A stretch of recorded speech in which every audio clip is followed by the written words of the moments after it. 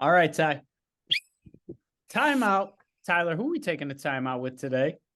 Kevin, good to see you, brother, up in the 585. I'm down here in the good old DFW. Today, ladies and gentlemen, children of all ages, we have Roseann Schmid, the CEO of Fisher Associates up yonder in the north. Roseann, thanks for coming on the show, Timeout with Leaders. And I just wanted to kick it off with asking you, if Kevin and I were going out to eat with you today, where would you take us to eat up in Rochester? And if we could have 3 other guests at our table across the country, anyone you want, who would they be? Oh, wow.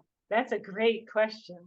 So I think I would take you to eat at the Dinosaur Barbecue here in Rochester, right on the Genesee River. Got some good dinosaur barbecue there. We might even see some famous people there, because when we have people coming in for concerts into town and things like that, sometimes they end up over there. So you might even run into somebody famous out there. Do the people I would like to attend, do they have to still be alive?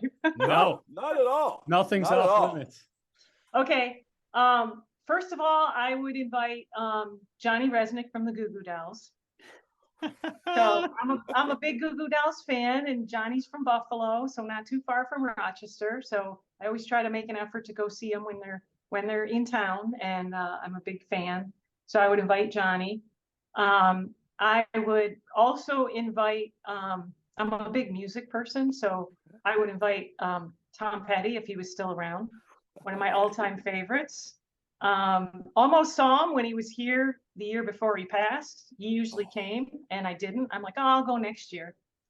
And I missed that opportunity. So, and the third one, let me think.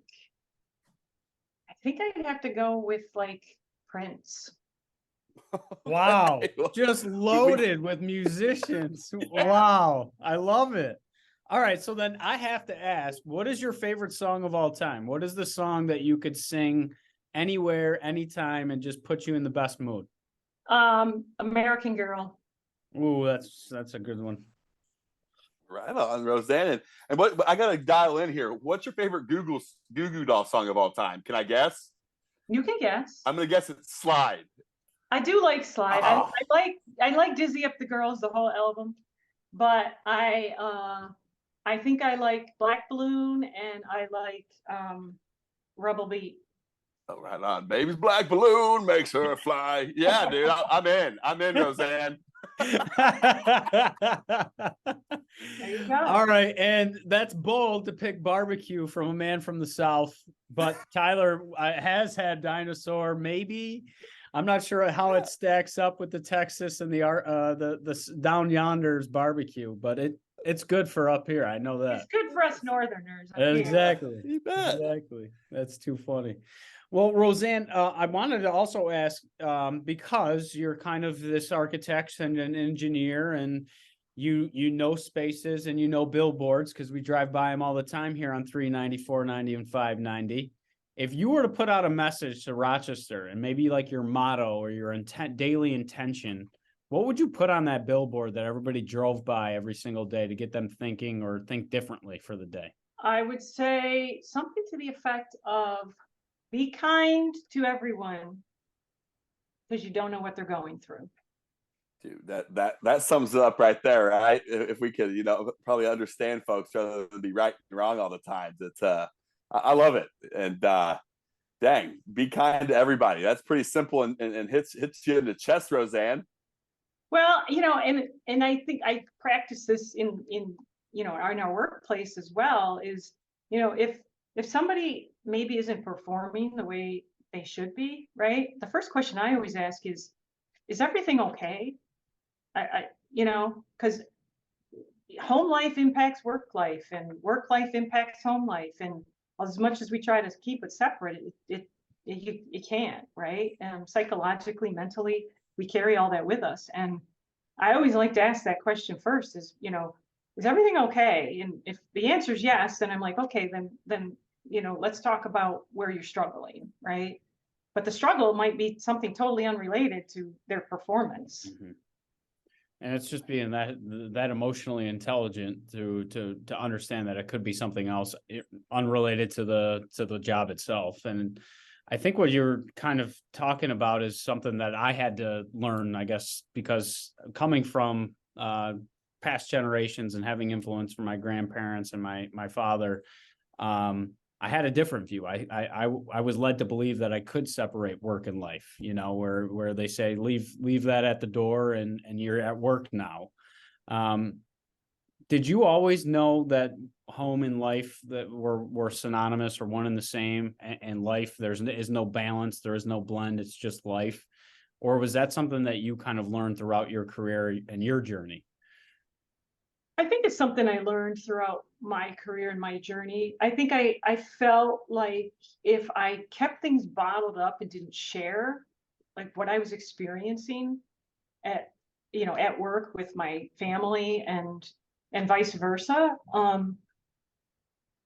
there's this wall that's up, this lack of understanding of what's going on the other side of the wall, right? And so I think over time, I realized that there is a benefit to that. You don't want to dwell on everything, right? But I think there's a benefit into communicating, you know, what's going on, so that there's at least an understanding of where you're coming from that day. You know, if you're in a bad mood, if you're, you know, can't get something done or whatever, there might be a struggle you're having in one place or the other that is impacting that. And so keeping that open and honest communication, I think is just fair to those in your life. Yeah. I love what you said is keeping it bottled up, because I know I am guilty of it. And you just gave me something to reflect on is really sharing how that day went at work. I know when I get home to my wife and she asks, how was your day? I say fine or good, and leave it at that, because I'm almost so exhausted from the day, if that makes sense. Right. Where it just seems like another task almost to reiterate and go through my day. But I also think it's also an opportunity to reflect on that day too, or you're saying it to somebody else and not keeping it bottled up. I love that. Yeah. And there's times when you might say, and I have said it, I can't talk right now. Yeah. Right. Like I had a horrible day and I just can't talk right now. Yeah. You know, but then maybe in a half an hour, I'll go back and I'll be like, okay, I'm ready to tell you about my day. Yeah. Because you almost need that time to decompress. And that's what I was missing during the pandemic. I noticed without the drive, because the drive itself was my time, me time. Yes. Yes. I agree. I have a half an hour drive and that's my time to go through my mental lists of what I did, what I have to do, what I didn't do on the way home, and really just decompress and get ready to shift gears. So I totally agree with you on that. So just kind of understanding your journey. I was kind of reflecting, you won 2022 Woman of Excellence in the RBJ last year. So congratulations on that incredible award and honor, because it's multifaceted. It talks about not only what you're doing as a business leader, but also what are you doing in the community and what does that commitment look like? And I know that's an important component to what you do at Fisher Associates today. How important was your journey of working your way up from that first project management role, which some would say 13 years in a project management role? Today, that doesn't make sense. We're looking for more mobility. We're more looking for that lateral move up that proverbial staircase. How important was that in your journey to where you sit today as the CEO of this organization? Well, it was very important, and particularly because most of my project management years, I was part-time.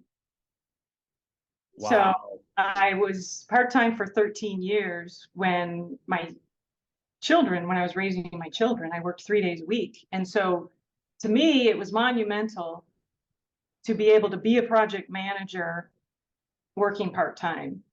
Now, with a family. With that part-time, yeah. you know, I was in the office 3 days a week and home with my kids 2 days a week. But that didn't mean I wasn't taking phone calls and answering emails and things like that. But, you know, I was able to, you know, help out in school for my, you know, when my kids were young and, you know, be that classroom helper and go on field trips and things like that. And still, but it was really important to me that people didn't question whether I could be successful doing that. Mm. So I worked really hard to make sure that I was always accessible to my team members. They could call me, text me anytime. And that I set my work schedule. I worked Monday, Wednesday, Friday. And everybody said to me, well, why don't you work like Monday, Tuesday, Wednesday, and then you get Thursday, Friday, Saturday, Sunday, you get a 4-day weekend, every week. And I said, because then I'm out of the office for 2 days. Like I leave on Wednesday, people don't see me again until Monday. That's psychologically a long period of time for people, especially back then when you didn't have hybrid work environment. Everybody was in the office. Oh yeah. Working Monday, Wednesday, Friday, I was only out of the office 1 day. And people were out of the office for meetings for a day or a conference for a day. So to me, that seemed to be a better solution and more palatable for the people around me to be able to absorb and think was feasible. Mm-hmm. Well, I think so you're also talking on a little bit about, I think, similar experience what my wife is going through, and women right now with both men and women, or spouse or relationship. Both parties are typically working in the house, and I think the cost of childcare alone gets people to reconsider, but also just wanting to spend time with our children during these critical stages of their life. We dropped our son off at, I think, 4 months at daycare. We tried it for like a week, and we just got that sense and that feeling that other people were raising our child, and during one of the most important stages of his development. But I understand how difficult of a decision it comes down to be, because it also feels like sometimes you're putting your career on pause. Can you talk about just working part-time with with children and how that helped your career? Because as soon as you must have went full-time, it looks like that's when you made the change to Fisher and Associates. When did you feel like you were ready, and when your family was ready? Like what I guess personal journey or discovery did you have to go down? Well, it was a journey kind of on both ends to make the decision to go part-time, right? My career has always been very important to me, and I knew if I stayed home 100% of the time, it'd be very difficult to get back into the field.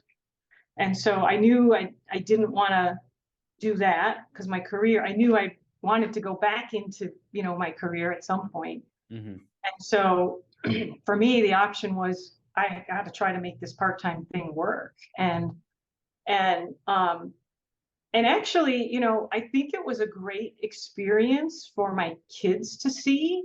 Mm-hmm. And they could see that, you can have a career and value your career and still value your time. You don't have to choose one or the other.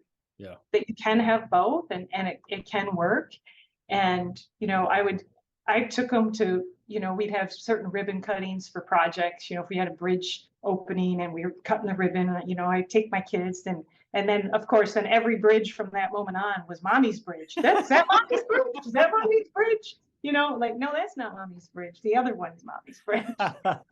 So, and, I really think, especially for my daughter to see, her mom accomplishing and being successful, accomplishing things and being successful is super important. I think for young women to see that they can accomplish whatever they want to and have role models that demonstrate that.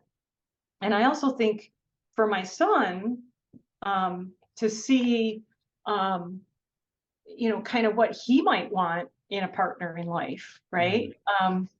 And sometimes the bar is set a little too high.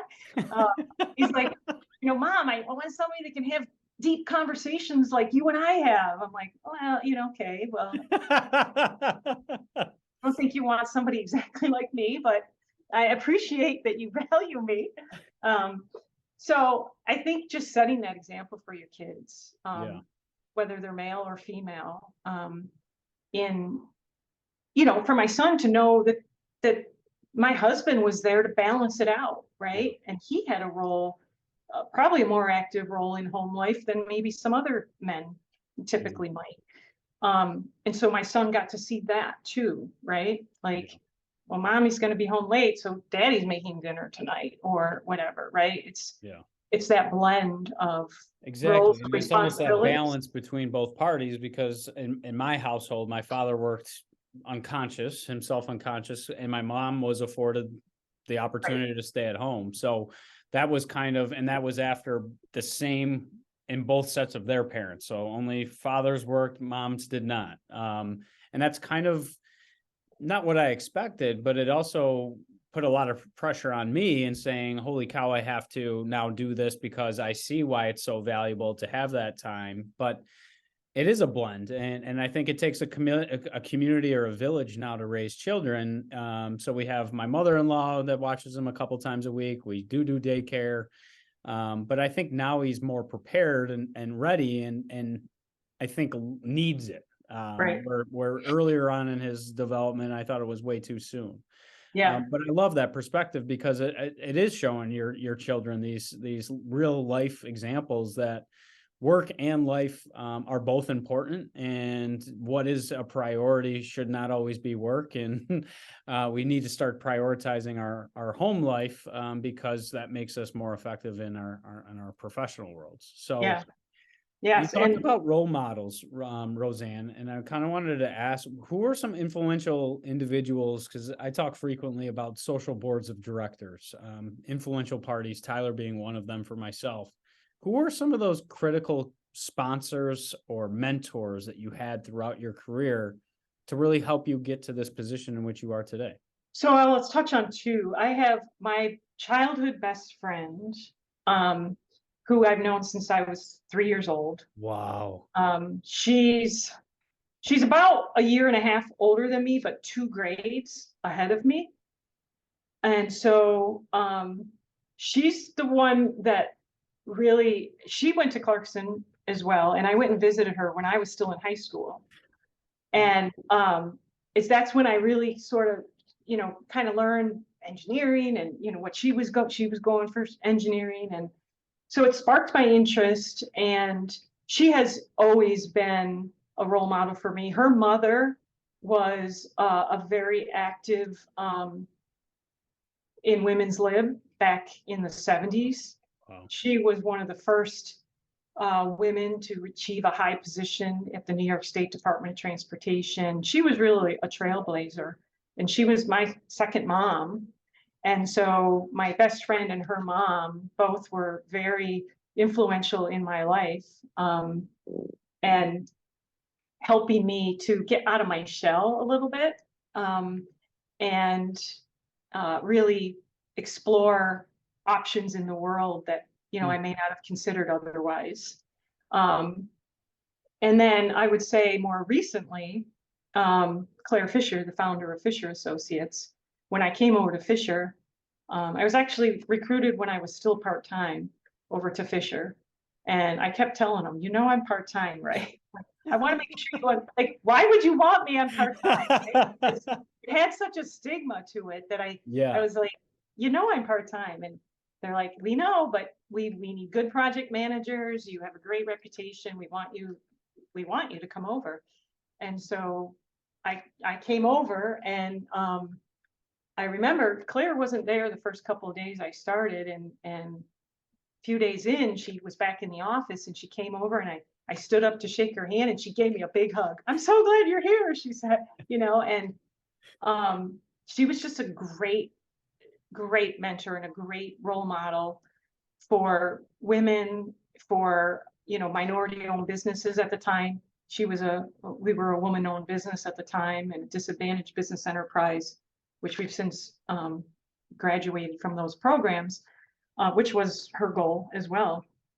And and then 3 years in, after I came to Fisher, and this gets back to your other question, when was it right for me to come back to be full-time? My son, who's my younger, was in middle school at the time, and a position opened up for a management level role, a group manager level.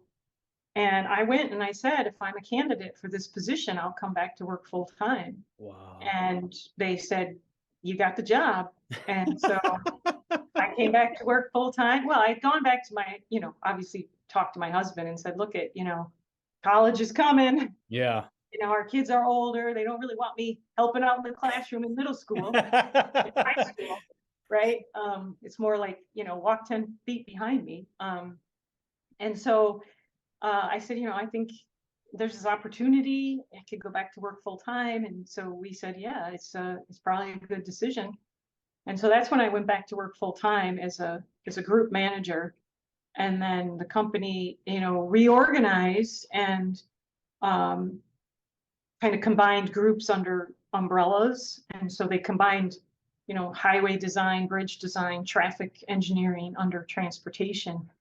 And I became the director of the transportation group at that time. When I came on, because we were a woman-owned business, Claire actually sold some of her shares to me so that they would stay women-owned and wouldn't compromise the woman-owned business certification. And she just continued to mentor me. She took me around. She had a lot of relationships with the transportation clients, and she transitioned all those relationships to me. We'd go and visit them, and she'd introduce me, and she was just really, really good at what she did. And she taught me a lot. She was an introvert. Wow. And she would tell me how she did not like to go to social functions, and she goes, but I would go and I would say, I have to meet 3 new people and then I can leave. And once you meet 3 new people, you're comfortable and you really don't feel like you need to leave, right? Yeah. And so she would kind of tell me these little tricks of, how she would get outside her comfort zone and force herself to do things. And, I just learned a lot from her. I love that. And so, and that's what I see almost the difference between sponsorship and mentorship too, is because it's almost, it requires both in order, in my estimation, to be successful, because sponsorship goes beyond mentorship. It means you're actually now really helping, going out on behalf of, but I think what the lesson that I heard was probably the most valuable lesson for myself even is getting outside your comfort zone. But what tricks do you have? Because naturally you want to stay in your comfort zone. And I found myself, until the pandemic, it took a global pandemic or a global crisis for me to realize that separating work and life was silly. But also I became very comfortable with the position that I was in, and I wasn't growing as much as I wanted to. So stepping outside my comfort zone required me to have a Tyler, an accountability partner, almost to push me over that ledge to say, hey, it's okay. Like, you can do this. When did you yourself, because I see a lot of similarities in you as I see in myself, and when did you realize that you were either seen as or believed in yourself that you were an actual leader? Like, what position? Was there any position or time that you were like, holy cow, people actually, maybe it was when they asked you to come over and you were part-time. Maybe that was your first inclination. When did you realize that you were a leader and people were following you, but you didn't really probably need a title to be told that you were a leader? It was probably in the early 90s, when I moved back to Rochester, and I was working for a different engineering firm at the time. And I seemed to be given a lot of the projects that were out of the norm that nobody else really wanted. And people would come and ask my opinion a lot on their jobs. And it was funny because at one point somebody cut out this, Lucy from the Peanuts with her little stand, her psychological stand, or psychiatry stand. Somebody gave that to me, put it on my, because people always came to me for advice. And so I think that's when I started realizing, like, maybe my opinion does matter to people, and maybe I do have valuable insight that I didn't really see or give myself enough credit for. Because I think the whole part-time thing, all I wanted to do was do a good job and fly under the radar. I didn't want anyone to say this is problematic, right? I wanted it to be a success. And so I didn't, try to stand out in any way. I really just tried to like blend in more. Um, but I do think that, with the projects I was taking on and the things that people saw I was accomplishing in these projects that were like out of the ordinary. And I think they saw that, I had some skills and I had, I'd be a good person to go and ask their insight, ask for insight on. And so I think that's when I first saw it. And then, of course, obviously, when I was being recruited as a part-time project manager, I'm like, okay, so people must see something. And and then when I came over to Fisher and started moving up the ranks and, taking on more responsibility, I think the groups that I was leading, it's all about open communication, and that instills trust, right? And challenging people to grow. I mean, you grow the most when you're challenged. Definitely. And helping people understand that, and that giving them safe places to, I hate the word fail, but giving them safe spaces and safe tasks to maybe fall short on, and see that it's okay. But what you learned helps you go 10 steps forward. Exactly. And right? I think it's just that the idea that failure is final and right is like you failed and it's like, oh, okay, well, I can't get better. And I love looking at failure as learning opportunities, but it is creating that safe space. Otherwise it's micromanagement and it's process and it's policy and procedure. And you're almost writing the own creativity, innovation out of what they right. could potentially bring to that situation and allow them to tap into that collective intelligence. I wanted to kind of go back a little bit and backtrack, talking about your part-time, and you mentioned stigma, because I think it was a stigma at that time, that part-time, it was probably you felt less secure. You didn't have the full-time position, so if anything went south at the organization, they probably looked to you first to say, we don't need you anymore. Because you also said, I wanted to do a good job and fly under the radar, and I would say a majority of people in your generation, my generation, because of our parents' generation, safety and job security was of the utmost importance. And that's where I think we started to discredit some of our own values and our own wants, desires, and needs because safety first. Have you tapped into that at your organization to start to think about other working moms that are also architects and engineers and how you can start to engage with other part-timers to be that more inclusive, equitable, and diverse workforce that you guys are looking to build? Yes, actually, I had one of our younger engineers come to me, and she told me, she's like, I haven't told anybody yet, but I'm pregnant and I'm really nervous, about my career, and I wanted to talk to you because I know you went through this, and I told her, I said, I understand, but this is a place you don't have to worry about that. Wow. I said, we'll figure out a schedule that works, for you and for, the company, and we'll make it work. Wow. And so, she's going to come back. She's due in March. She's going to come back to work 4 days. That was what she chose to do.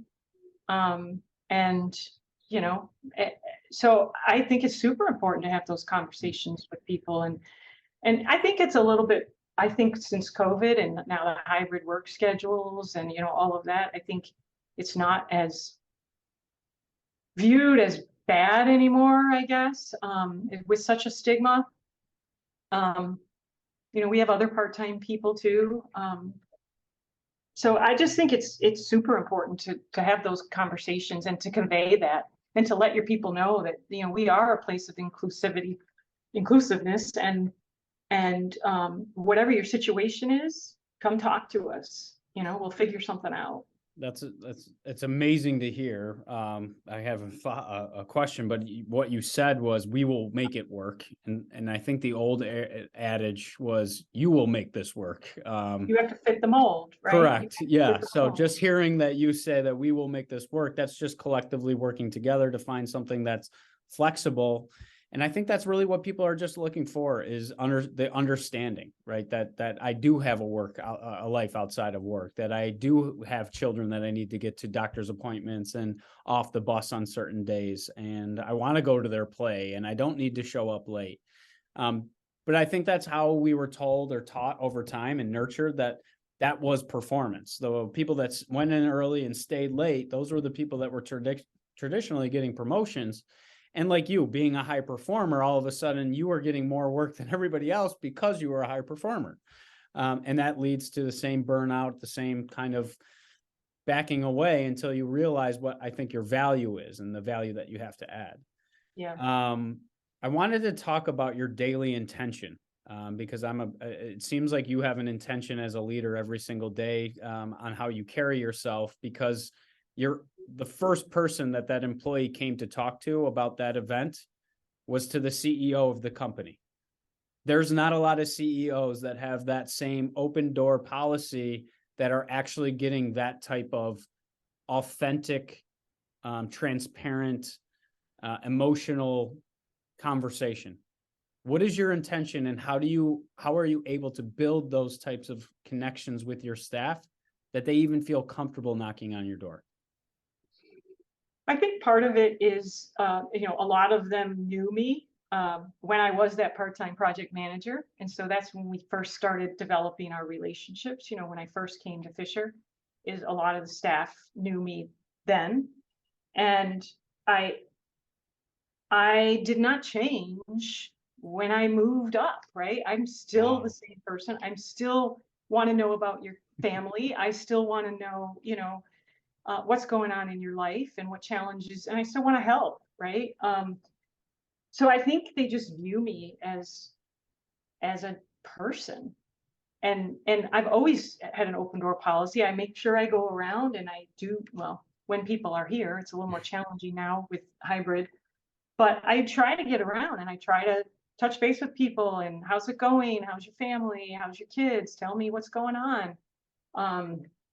I do have people when they are in the office, because some of them aren't in the office very often, they do make a point to come up and say, hey, just thought I'd come up and say hello.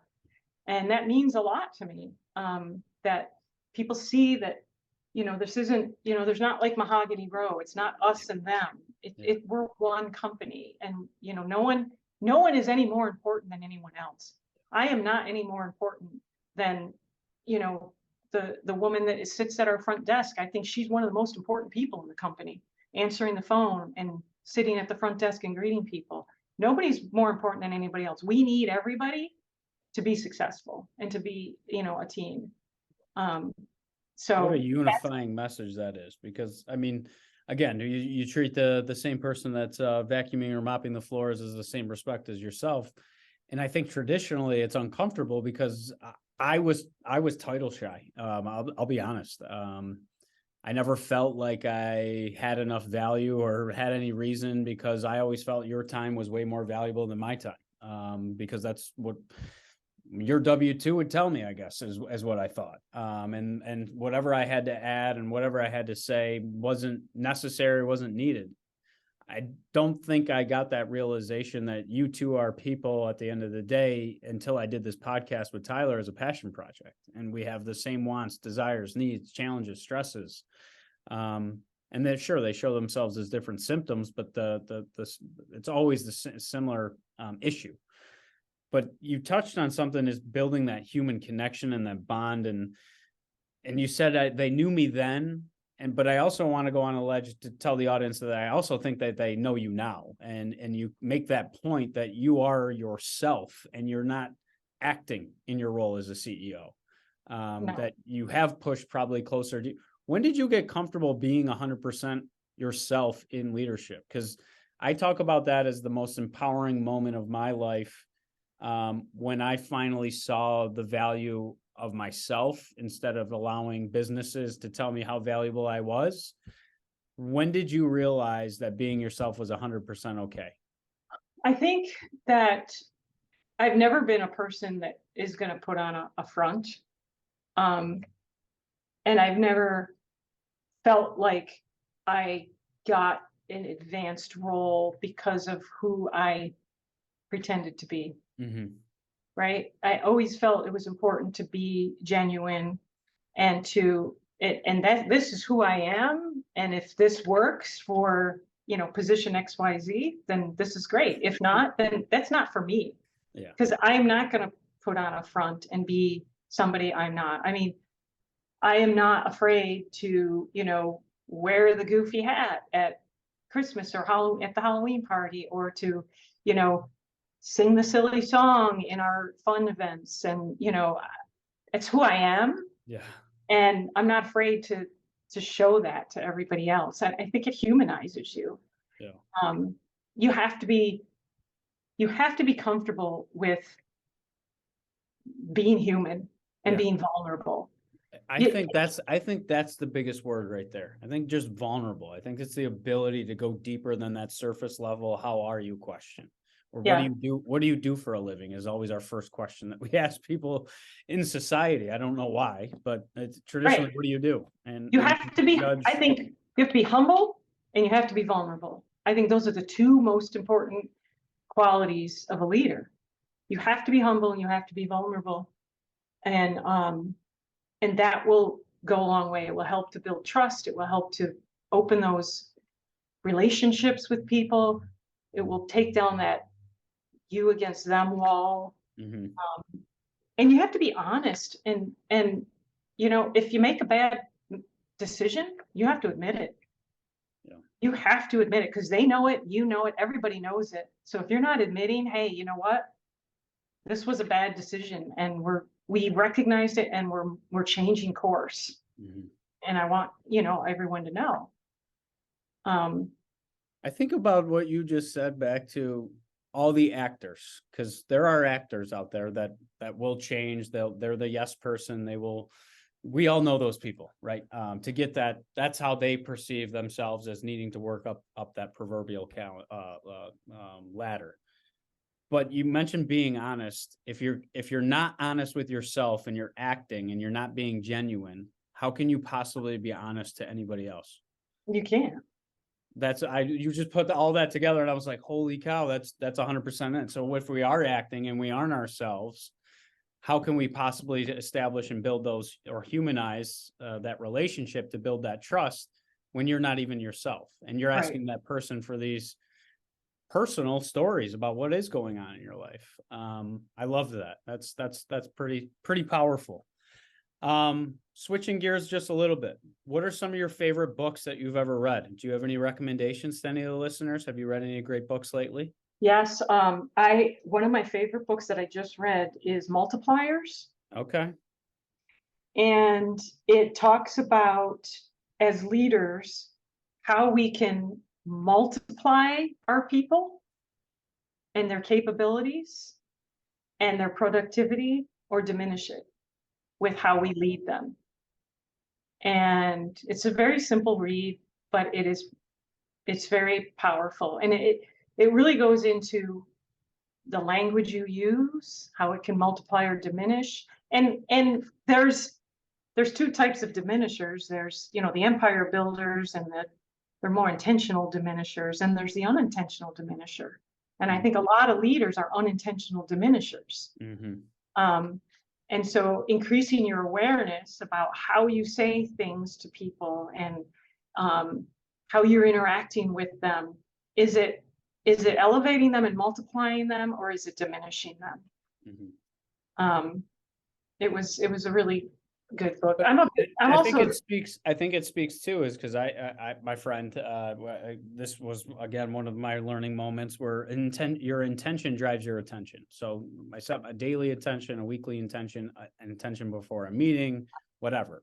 But what you just said, the people that, if they aren't creating that intention for that space, that conversation, that culture, then they're probably gonna change with the wind. And that's where people sometimes get confused and upset, because there is no standard. It seems like hypocrisy. It's what's good for the goose isn't good for the gander. But it's really because they themselves haven't really set that personal intention. Because I think then your attention to the words that you use, what you listen for, how you hear, what that feedback, I think that all matters, but you need to set that intention for yourself first. Yeah. And I love what you say is because I see multipliers as organizations and leaders like yourselves. And I know at Fisher is really making the people at your organization the best people that they can be. Right. Because if you're teaching them, you're training them, you're educating them in all those wellness or well-being buckets, they're going to go teach the community, their friends, their peers, their family, those same life lessons, and theoretically increase your involvement or improve the community in which we all live and work. And that goes to Yes. financial wellness and literacy and all those other items. Right. Right. It's really powerful. It's interesting. The book gives statistics about, in a normal person is probably operating at 60% of their. Yeah. Okay. So it's similar to the Gardner study. Yeah. And so a multiplier can get up, 110%, right? Because of the way they're energizing that person and motivating them. A diminisher, it goes down to like 20%, right? And so it's all about, Or those quiet quitters. You want to use the new nerve? Yeah, right. Yeah. Right. You're diminishing them, they become a quiet quitter probably. Yeah, definitely. But and Gardner did a similar study because I think a lot of companies, especially for what I do for a day job, we all talk about engagement. Engagement is relatively table stakes. And that's where these other organizations have started to realize that engagement is still limited productivity because people can ebb and flow within engagement at any given time. Thriving, which I think is what you and I are talking about today, is going beyond the walls of work and starting to care, what are they doing? How are they doing mentally, physically, emotionally, financially, socially? How are they doing professionally as a career? But it's being in tune enough and creating enough space to listen to actually what their own individual definitions of success is, Right. instead of us telling them what their definition of success should be. Exactly. So I think that's such a powerful statement, and you start to see IBMs and Microsoft use the term thrive, and Gardner would tell you that they get 244% more production out of them. Right. I just hate that we continue to have to make business cases to do the right things, but it is the environment that we're in. Yeah. It's funny because it kind of gets into the whole topic of culture, right? And I think a lot of people feel like culture is transactional. Like we do all these fun things. Our culture is really good. We do all these great things, but culture is really what you're talking about and how you're behaving and interacting, right? That really sets the culture. You could do a bazillion fun things and not have a good culture. Oh yeah. So it goes back to that humanistic, that emotional intelligence piece, and it's huge. And, especially in an engineering company, we didn't go to school to learn any of this. Mm-hmm. And then we're thrown into, management positions, managing people. And most people are not very good at that. Yeah. Unless they're recognizing, I need to get some training on this. I need to, maybe some people have an inherent, skill in it, but I think for the most part, engineers that were at companies for a long time, you've been here for 15 years, you should be promoted to being a manager. Next person up. Yep. You have no skills in managing people. The person who's been there 5 years probably is a better manager than you, but they always promote it on seniority.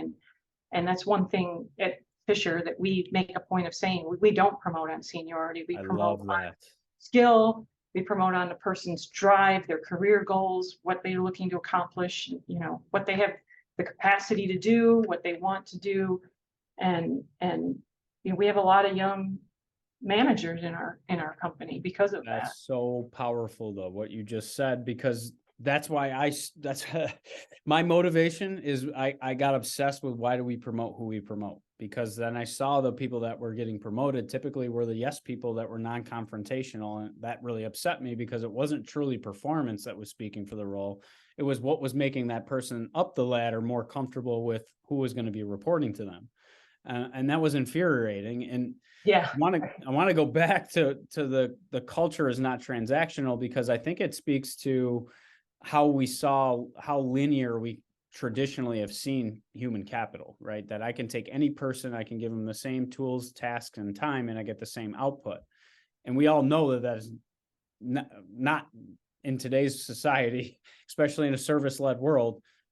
How happy my employee is matters, because that's going to impact my customer satisfaction and happiness.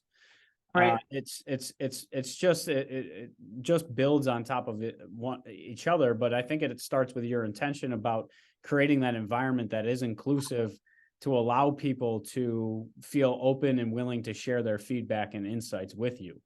But you're listening. I think a lot of organizations sometimes ask for it and then don't do anything with it, and it's kind of counterproductive to what they're actually trying to achieve. What's one last question, I guess, talking about culture, because I see it similarly. It's culture is really the values and the actions that you condone, because I think there's the rules, and then there's the rules for others sometimes traditionally in business, and some people are given more pass and grace than others. What types of things have you started to do, being a female CEO, to really get out that message of belonging and inclusion and mental health within the workforce? Well, we have quarterly company meetings where we, talk about, our employee assistance program, right? And we emphasize that, I'm the first one to stand up there and say, when I talked about be kind, you don't know what's going on in everyone's life. Everybody's going through something. Yeah. Right. And so that's the message I try to say, is that everybody's going through something. Don't be ashamed of it. And there's help for it. And we have a program that can help, whether it's, it's extensive. It's from tax planning to, elder care to dog, pet care. It's, whatever you're struggling with, stop struggling, get help. It's okay to ask for help. And that's, you talk about culture, that's what we try to emphasize is don't try to reinvent the wheel. Don't try to be Superman or Superwoman. We are all here to help each other. And, and we have external help as well. And so there's nothing to be ashamed of. Everybody's going through something. I think you just said normalizing it, and that it's okay to ask for help, because I think that's all these organizations now are like, hey, we're offering all these mental health resources, but nobody's using it, but they're telling us that they need it. And I said, until you normalize talking about mental health within the workforce, they themselves might not even know that they need that as a service. Hearing other people's stories, and I get very vulnerable. We do a lot of focus groups with my partners and share that I've go to therapy and I've gone to therapy, and me just saying that, everybody is like, I've thought about it. I've been thinking about it. And it's just being open that, hey, this is something that we should prioritize. We just haven't before. But this is just as much as important as going to see your doctor once a year. Your car gets more tune-ups than you do. And there's a lot going on between those ears. And we want our employees to be the best versions of themselves. Yes. For their families, for themselves, for the company, right? Everyone benefits when everyone's the best version of themselves. Agreed. How can we help them get there? Agreed. Well, I know we're running over by a little bit, but I could talk to you all day, Roseann. I feel like this is you're talking my language. I just want to say thank you. Not only for what you're doing, for your time today on the show, but really knowing how you're leading, how you're being that advocate for women in the workplace, but also everybody in the workplace, and making them the best versions of themselves, because Fisher's growing their impact. I know you guys have 300 some odd employees today, but multiply that by their families and all the other family members that they have right here in Rochester. Your impact is quite great, Roseann. So thank you so much for everything that you're doing. And thanks for being an awesome guest on Time Out with Leaders. Thank you. It was really, really fun, Kevin. I really appreciate you inviting me on, and, I'd welcome the opportunity to come back anytime. All right. Well, I think we might bring it back for a part 2, because I think you and I were just scratching the surface on the culture thing. So okay. More to come. All right. Sounds good.